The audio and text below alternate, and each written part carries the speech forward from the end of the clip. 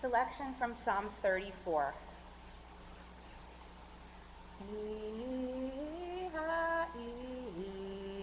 Shechafetz chayim, ohev yamim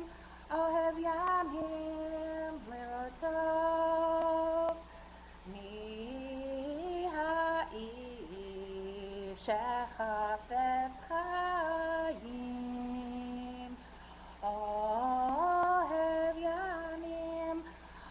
yamim lirotov, nitzor l'shon chamera, usfatecha midaber mirma, sur mirava setov, bakeshalom verodfehu,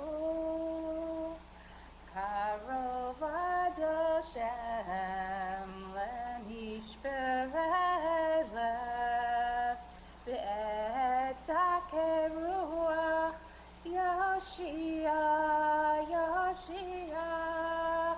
karov Hashem lenishberei lev, ve'et hakeruach Yoshia,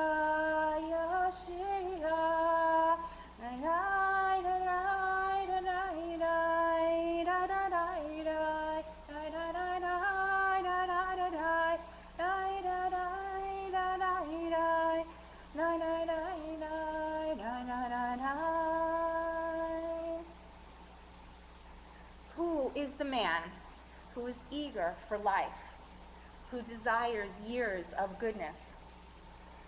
Guard your tongue from evil, your lips from deceitful speech.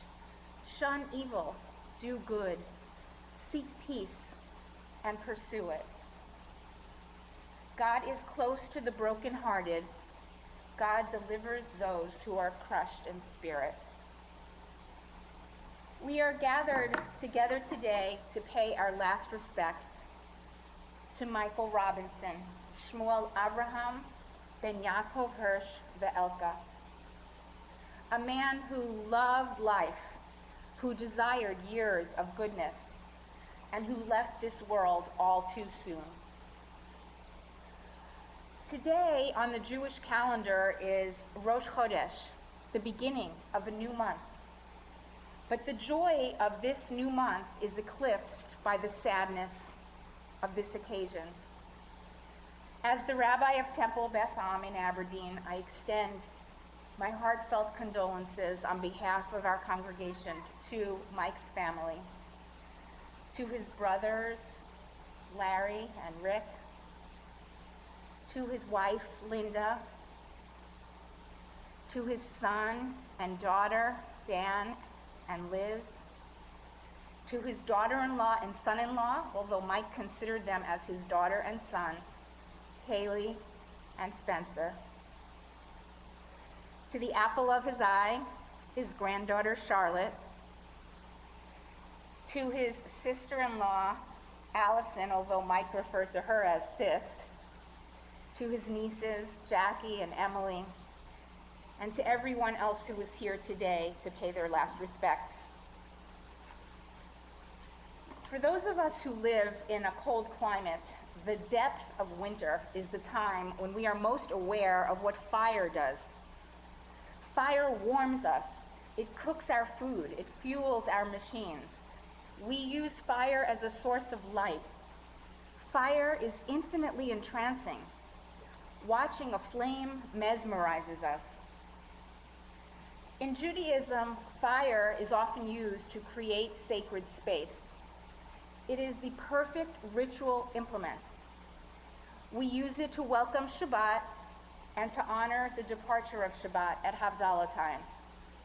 We use fire to symbolically purify the house when we check our homes for chametz on the evening before Passover. And in just 24 more days, Jews around the world will use fire to celebrate Hanukkah, also known as the Festival of Lights. In the deep darkness of a cold winter night, the flames of the Hanukkah menorah are particularly mesmerizing. Personally, the fire that I find most mesmerizing is the candle that we light during the week of Shiva, or a yahrzeit candle that is lit on the anniversary of a loved one's death. The flickering flame that is lit in memory of our deceased loved one brings to mind the biblical verse from the book of Mishlei, Proverbs, Ner Hashem Nishmat Adam. The soul of a human being is a candle, a flame that serves to illuminate God's presence in the world. Today, we remember the candle that was Mike Robinson, that was his life. A candle that illuminated this world all too briefly. A flickering candle that often seemed in danger of being extinguished prematurely because of his various health problems. But even though Mike's body gave out, his spirit never ever faltered, nor did his love of life. And it is that love of life that we remember, cherish, and honor today.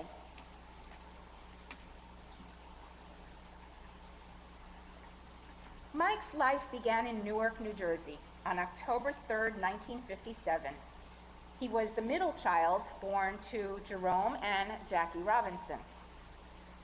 Mike's brother Larry was just 2 weeks shy of his 5th birthday when Mike was born.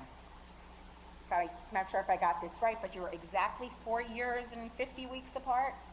Got it. You can figure out Larry's birthday and send him a card next year. Larry recalls that Mike was the cutest little thing, a little boy who was very skinny and active and very into art and science fiction.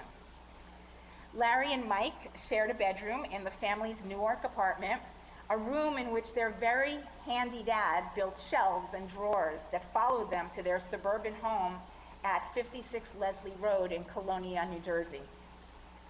Larry and Mike shared a room until the Robinsons' 3rd child was born. Mike was about 5 years old at the time. Although Rick originally had his own room, once he graduated from a crib to a bed, he moved in with Mike, at which point Larry had a room all to himself.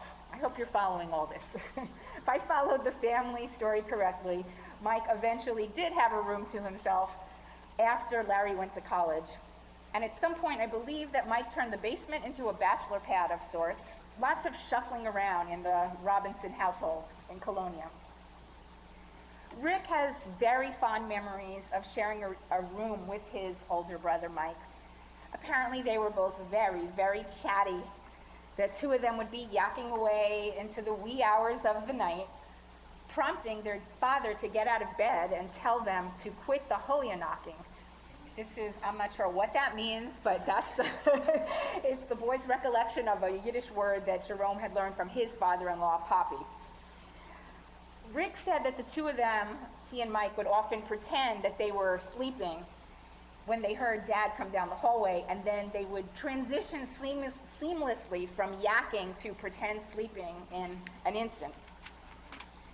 Rick also has very fond memories of playing games with Mike in the basement.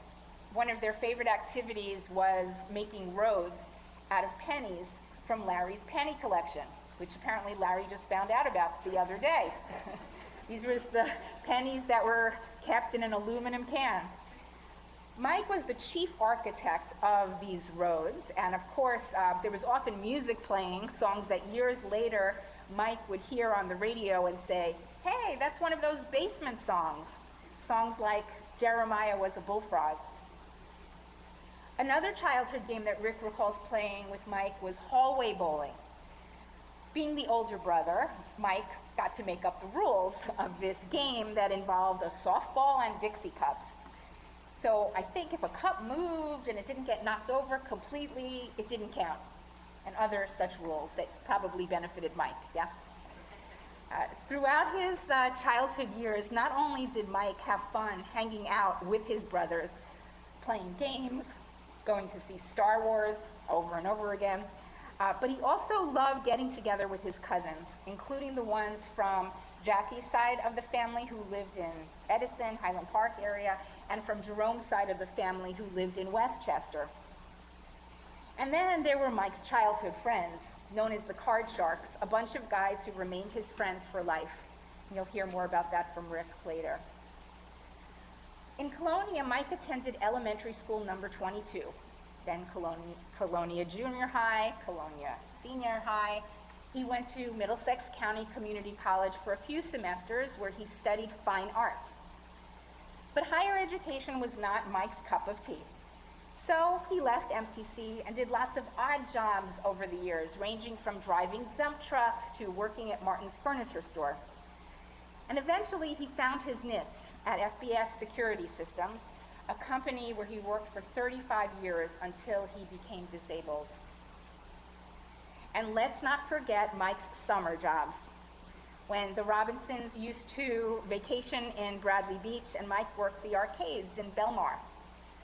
It was in the summer of 1976 that Mike met the love of his life, Linda Smachinsky. Linda was a local who did what locals did during the summer.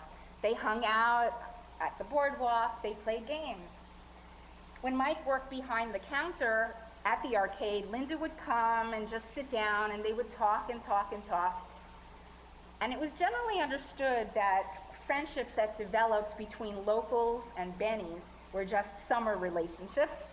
Locals understood that when the summer ended, the people from North Jersey would go home and you wouldn't see them again until the following year during the summertime. And that's what happened with Mike and Linda. And looking back at that time, Mike used to think that Linda was mad at him for not keeping in touch during the winter months. But obviously it all worked out in the end. The lovebirds dated for 7 years, seeing each other just on the weekends when Linda went to college and studied to become a nurse. And they did get married on February 17th, 1985. In 1987, their first child, Dan, was born. 2.5 years later, Lizzie came into the world. And at first they lived in a 2-family house at 10 Cross Avenue in Aberdeen. And then when Danny was in 4th grade and Lizzie was in 2nd grade, they moved to the I section of Strathmore, the ranch house where he spent the rest of his life at 11 Indigo Lane. For many of the years when Dan and Liz were little, Linda worked as a night nurse, and Mike would take care of the kids at night. When Mike was in the hospital himself this year, he used to tell those nurses that when he looked back on those years, the years when he took care of the kids by himself overnight, that those were the best years of his life. Dan and Liz fondly recall their favorite book that their dad used to read to them over and over again at bedtime, Corey's Counting Game, a book that came with a finger puppet, and the kids remember their dad doing sound effects while reading the book. Apparently, little Charlotte is already up to speed on the book, sound effects and all. Dan and Liz have such cherished memories of their father being there for them every single night, playing with them, putting them to sleep, generally revolving his entire life around them. To ensure that he could be around them during daytime hours as well, Mike volunteered to coach just about every sport they played. Baseball, softball, soccer. So coaching was just another opportunity to spend time with his children. As Dan put it, his dad measured his riches in terms of time spent with the kids. And Liz put it this way: we never had to miss him because he was always there. One vivid memory that Dan and Liz have is hiding behind the laundry pile that was set up like a fort. And they would throw sock balls at Dad in a very loving way when he came home. And boy, did their dad love having fun with them.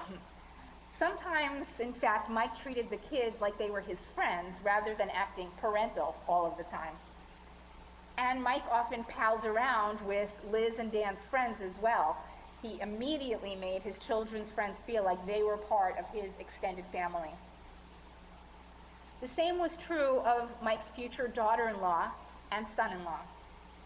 Both Spencer and Kaylee had such wonderful things to say about their father-in-law. In Kaylee's words, there was never a question of what Mike felt or thought. He was a no-holds-barred kind of guy. Mike never stopped telling me and Spencer how much he loved us. We always knew where we stood with Mike. He never left anything on the table. To know him was to love him. Now, Spencer admits that he was a bit scared, hesitant to meet his then-girlfriend's father, but that fear dissipated as soon as they met because, in Spencer's words, he was just so cool. We were both Patriots fans and both shared an interest in sci-fi. I just loved nerding out with him. Mike was especially close with his niece Emily. There was a very strong connection between them, and they referred to themselves as the M&M Club. M for Emily and M for Michael. Emily fondly recalls her Uncle Mike showing her the constellations on his app and in the actual sky, of course, with the two of them sometimes standing outside in the freezing cold, looking up at the stars. Apparently, he also liked talking about aliens. Emily spoke about her uncle in the most glowing terms. She said, "He was my favorite person. He was always there, and he's irreplaceable. He was that guy, a real stand-up kind of guy." According to Linda, Mike was that guy who would do anything to help someone in need, whether that someone was a member of his own family or a complete stranger. Linda remembers the time that they were on a train and two guys fell asleep and missed their stop. So Mike said to them, "Hey, why don't you get off at our stop and I'll drive you back to where you need to go." These two strangers were in need, and Mike was there for them. According to Kaylee, Mike was that guy whose friends could count on him, especially when they needed help around the house. Like his father, Jerome, he was very handy, a regular Mr. Fix-It, and some of his friends called him 1-800 for Mike. Allison said that her brother-in-law's gruff exterior earned him the nickname Krabby Mike. But he was that guy who was rough on the outside but mush on the inside. Liz described her father as that guy who always put everyone else first. She remembers that he came home one day with chocolate-covered sunflower seeds, or is it pumpkin seeds? Sunflower. And once he saw that she liked them, he just kept bringing these chocolate-covered seeds to her every single day. And at some point she had to tell him, "Dad, I like other stuff too." Dan described his dad as that guy who would drop what he was doing to help you. He would always offer to drive Dan places, saying, "Hey, you don't need to call an Uber, just call me." And he would do it even if it was a little embarrassing for you to have Dad pick up 24-year-old Dan when he's on a date. Yeah. Right. He was that guy who would lend you a baseball glove if you didn't have one, and would, you know the expression, give you the shirt off his back. Literally, Rick remembers complimenting Mike on a tie he was wearing. So Mike started to unknot the tie right there on the spot, saying, "Here, you like it, Rick? Here, take it." I began today's service with a quote from Psalm 34, Tehillim Lamed Dalet, beginning with the words "Mi ha'ish," which I translated as "Who is the man?" But perhaps a better translation is, "Who is the guy?" Mike was the guy, the one who Dan sometimes called Big Guy, and Liz sometimes called Daddy-O. Mike was that guy who was described by the member of his family as genuine, thoughtful, generous, jocular, verbose, and a great listener, and was filled with empathy. Most importantly, Mike was that guy who put his family before all else. Linda recalls how when they first got married, Mike set up the extra bedroom as his art studio. It was a haven where he enjoyed creating abstract, geometric designs with mathematical precision. But when the kids were born, Mike was more than willing to pack up his paint, his paintbrushes, his other supplies, because he made it clear that their need for that space came first. As Dan said, my dad's whole life revolved around his family. He would give up sometimes his own freedoms to make things easier and better for us. And at the top of the family pyramid, top of the family food chain, Mike's precious 18-month-old granddaughter, Charlotte. Even during the pandemic, and even though he was so sick, Mike made it a priority to spend time with Charlotte in the last few months of his life. Most recently when he took her trick-or-treating in her bumblebee costume this past Halloween, just a few weeks ago. I'd like to conclude my words today with a Hasidic story from the book Netivot Shalom, Paths of Peace. And it's a story that is especially relevant this time of year as we usher in the month of Kislev, the Jewish month in which we celebrate Hanukkah. So here's the story. One winter night, a man was wandering around by himself in the dark. It was a thick darkness, the kind of darkness that is pitch black. You can't see a thing. The man was lost and had reached a point of despair. And just as he was about to give up all hope of finding his way home again, a brightly illuminated coach began to approach him from a distance. And the man focused all of his attention on the bright lights of the coach. But as the coach passed him by, the lights could no longer help him find his way.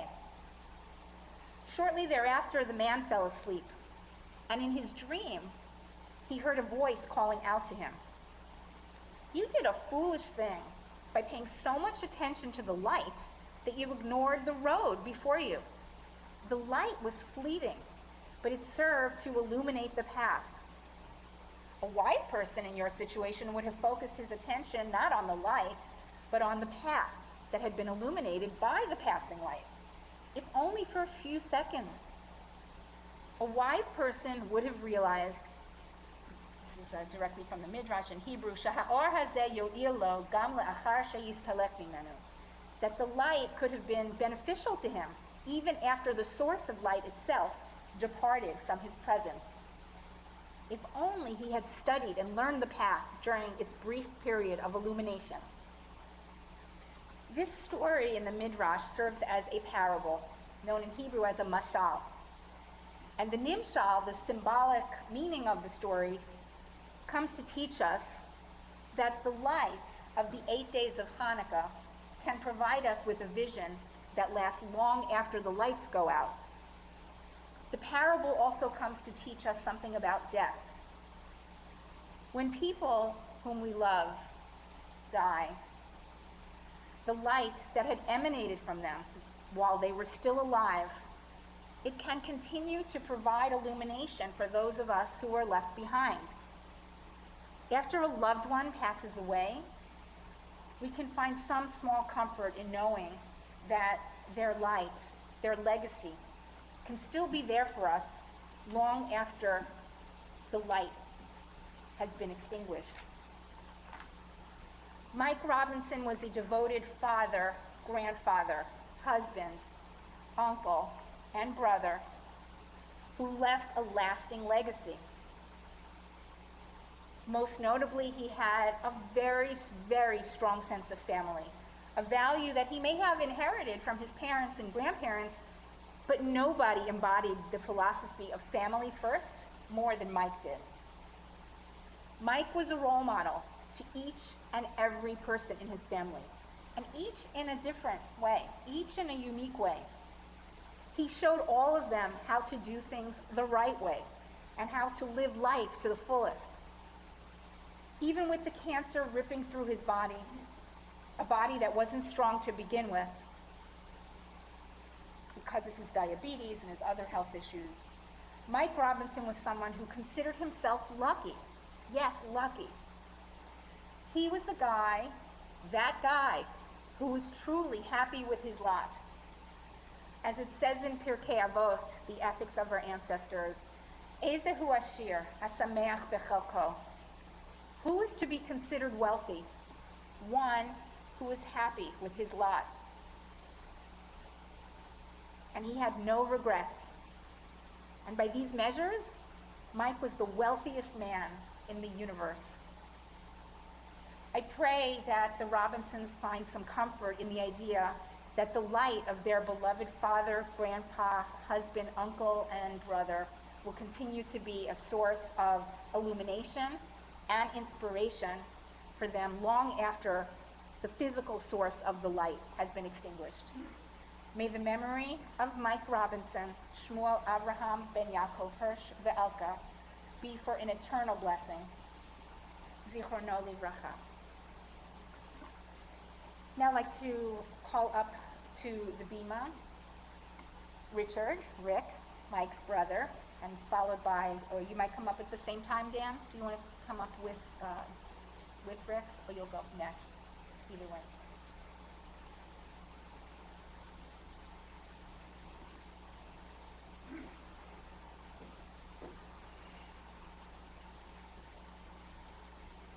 Thank you, Rabbi, for those beautiful words. I've always been close to my brother Mike. I was very lucky to have him as such a big part of my life. I'm glad that we had the opportunity to share so much time together, and I will miss being able to share the future with him. As kids, we shared a bedroom, played with cars and trucks, built models, challenged each other to hallway bowling, and so much more. I will never forget how Mike never left me behind when he was a teenager, or actually at any point in his life. I remember when I was a very young-looking 12-year-old, Mike got his driver's license. I quickly became his regular traveling companion. Mike was a 17-year-old with a beard who looked much older than 17. Everywhere we went, people kept mistaking us for a father and son. I can't tell you how many waitresses, after taking Mike's order, would say, "And for your son?" He always got a kick out of that, sometimes adding, "Yes, what would you like, son?" Mike was always very generous with everyone. I felt like he was even more generous with me. He was always buying me things. Little things, big things, it didn't matter. A week after I got my driver's license, he gave me his old car, the '72 Javelin. It sounds much cooler than it was, but I loved that car.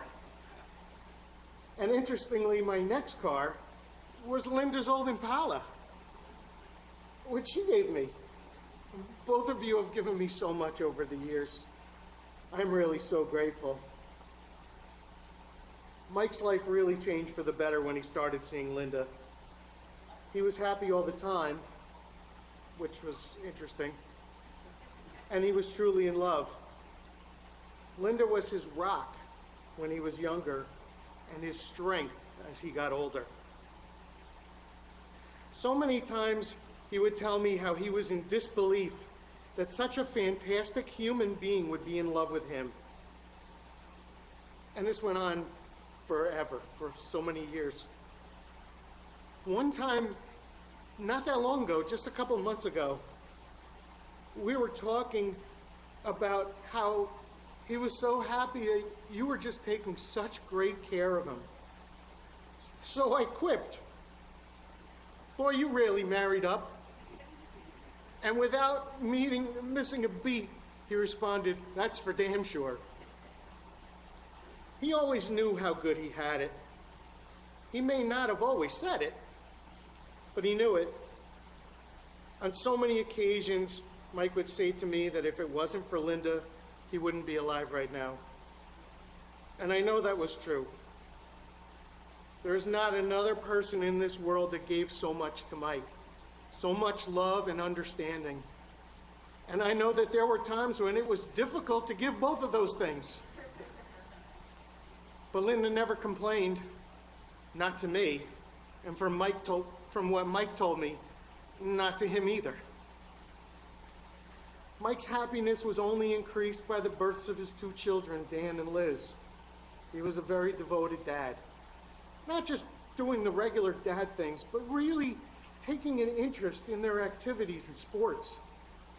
He would spend so much time and energy on encouraging them, traveling with them, going to games, working behind the scenes and on the sidelines. His pride in his children and his love he had for them is so clear. He always put family ahead of everything. He could go on and on and on and on, talking about his kids' accomplishments and the things that were going on in their lives. I'm so glad that he was able to attend the weddings of his kids and develop such strong bonds with Kaylee and Spencer. Family was such a vitally important part of Mike's life, and he was so happy that his children found such wonderful people to share their lives with. The icing on the cake came with the birth of his granddaughter, Charlotte. I only hope that one day I can get as much joy as he got from having a grandchild. He would talk about her constantly, and she definitely got him through many of the tough times. I also know how much Mike loved our brother Larry. He was always there to lend Larry a hand with issues, or just share a meal or watch a movie when they were able. Mike also treated my family like gold. Allison became his sister. He developed a strong bond with Jackie and Emily from the moment that they were born. In recent years, he developed a particularly strong bond with Emily. They would talk on the phone at all hours of the night, and I mean all hours of the night, and get together for dinner and movies when they could. I know that they both loved their time together. I remember when I moved to Old Bridge and Mike was living in Aberdeen, we had similar commuting times. We would call each other and chat on our way home from work. This went on for years. If the timing was off, he would answer the phone by saying, "Sorry, I'm just pulling in my driveway," or something like that. But most times we would chat for the whole drive. I'm not talking about anything in particular. Strangely, the most memorable time for me was when we connected and I said, "So where are you?" He said, "I'm at the peak of the Parkway Bridge." I told him I was at the peak of the Route 9 bridge. Back then, the old Route 9 bridge was the same height as the Parkway Bridge. So I looked to my right and I could see, over the sides, I could see the top of his work truck with the FBS logo on it. And I got such a thrill out of that. I don't know why, but it was so memorable. I'm never going to forget that, ever. Mike also drove a lot for work, so he became very familiar with the roads in New Jersey. I remember, before GPSs, he had books and books of maps all in his truck. And I was very lucky to have him as my own personal GPS before they were available to the public. I would call him up and say, "I'm lost. I'm in the Woodbridge area. I'm trying to get to a particular place." He would say, "Okay, what do you see?"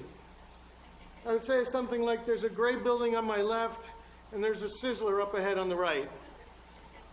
He would say, "Okay, at the next traffic light, turn left." The guy knew almost every street in the state. When I got my first GPS, he said, "Oh no, you're never going to call me again." Of the things that was truly a wonderful part of Mike's life was the great group of friends he had, some of them from childhood. These friends would play poker together and are affectionately known as the Card Sharks. Over the years, these young men got married, and the guys and their spouses became very close friends and remain very close to this day. I will say that I really enjoyed when the games were at Mike's house, because Linda always baked brownies for the guys. And the best part of the game was the brownie breaks, because I wouldn't lose any money. I joined that game when I was 18. But some of these guys have been friends since they were like 3 or 5 years old. How lucky can you be to have a group of friends that have been part of your life for 50 to 60 years? Some of the guys have moved over the years, and some have joined the game and left. And I know I'm leaving people out, but like Mitch, Mike, Fred, among others. But I want to address some very special men right now. I want to send a heartfelt message to Mark, Barry, Andy, Greg, Ken, Knock, that's Mark, and Jerry. You guys have been the greatest friends that Mike could have ever asked for. As much as you feel that Mike had given or done for you over the years, you gave him so much more. Your unconditional love for him was the source of great happiness for Mike. I have been very, very lucky to have Mike as my brother. Mike was luckier still to have all of you as his brothers. I know he felt that way. He told me numerous times how he couldn't believe that all of you have stayed so close for so long. Mike loved the poker games, softball games, trips, special events, and gambling weekends. He was also so happy to have his kids grow up with your kids and be friends. He loved sharing in the weddings of your kids and all their achievements, like they were part of his own family, because they were. Your impact on his life is immeasurable. I have to get a little lighter now. So I want to thank Mike for instilling me with my love of the New England Patriots. You know, it was not easy in the beginning, but the last 2 decades have been pretty good. He was never able to get me to become a diehard Yankee fan, though. I guess I just couldn't take so much winning in my life. So I'll leave that to him. I will miss my brother Mike very much. I will miss him at family occasions. I will miss him when I need to talk to someone. I will miss him when I have nothing to do and would just like to talk to him for no particular reason. I love you, Mike.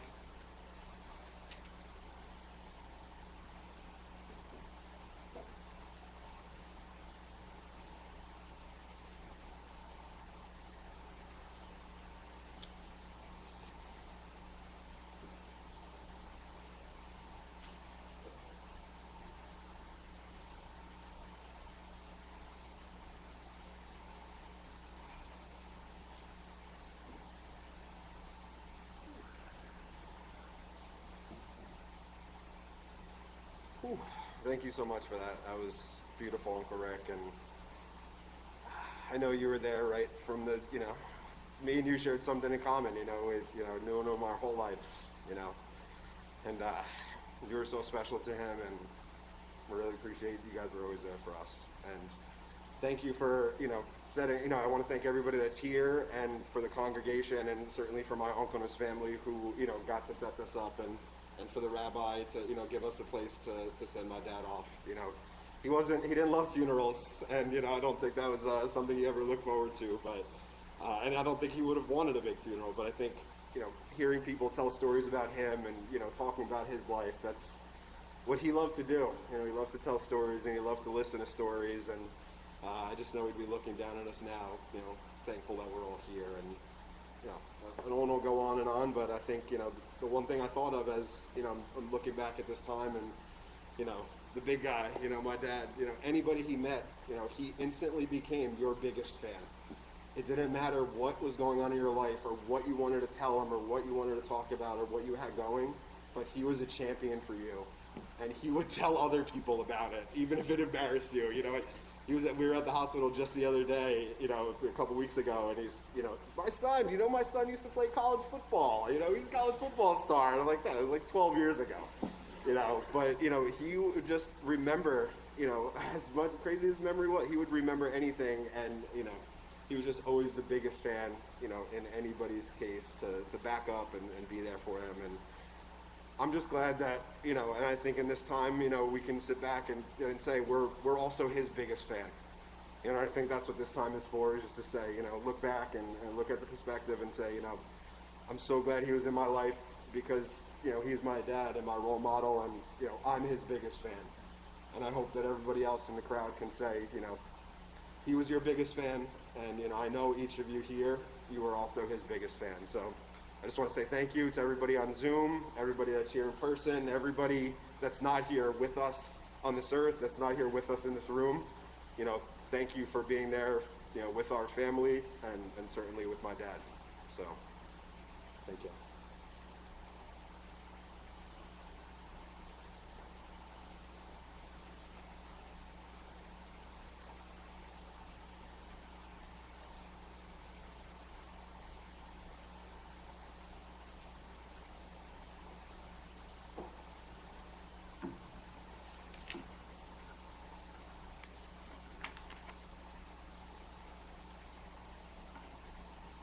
Before I chant the memorial prayer, I'm going to read an English reading that some of the members of Temple Beth Ahm may find familiar because we recited it during Yizkor on Yom Kippur. It's in our High Holidays prayer book, the Machzor. So the only part you need to remember for the responsive is we remember them, and specifically to keep in mind, Mike, when we say those words.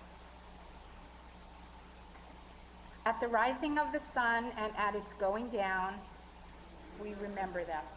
At the blowing of the wind and in the chill of winter, at the opening of the buds and in the rebirth of spring, at the shining of the sun and in the warmth of summer, at the rustling of the leaves and in the beauty of autumn, we remember them. At the beginning of the year and at its end, we remember them. As long as we live, they too will live, for they are now a part of us as we remember them. When we are weary and in need of strength, we remember them. When we are lost and sick at heart, we remember them. When we have joy we crave to share, we remember them. When we have decisions that are difficult to make, we remember them. When we have achievements that are based on theirs, we remember them. As long as we live, they too will live, for they are now a part of us as we remember them. Please rise for the memorial prayer. It's different than the usual, but because it's Rosh Chodesh, it's the beginning of a new month. It's slightly different, but same basic idea, and also including Mike's Hebrew name. Elo asalichot chanun berachon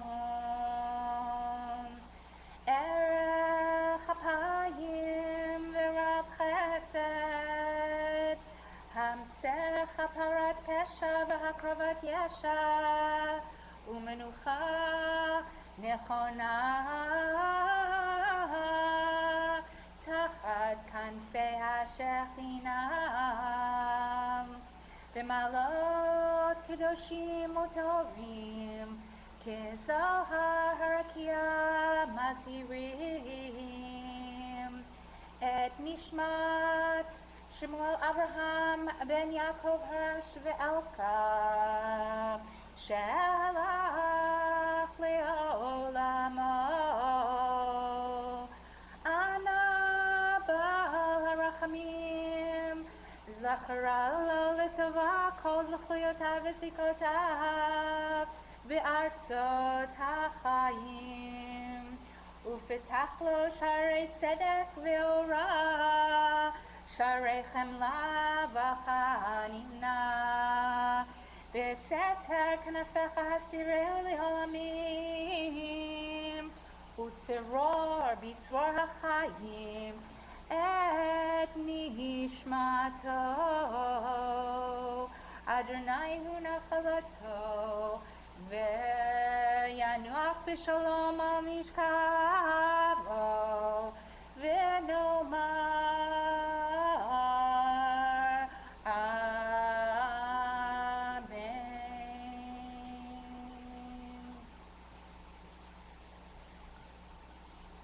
You may be seated. This concludes our service. Would we like to make any announcements about Shiva, visiting?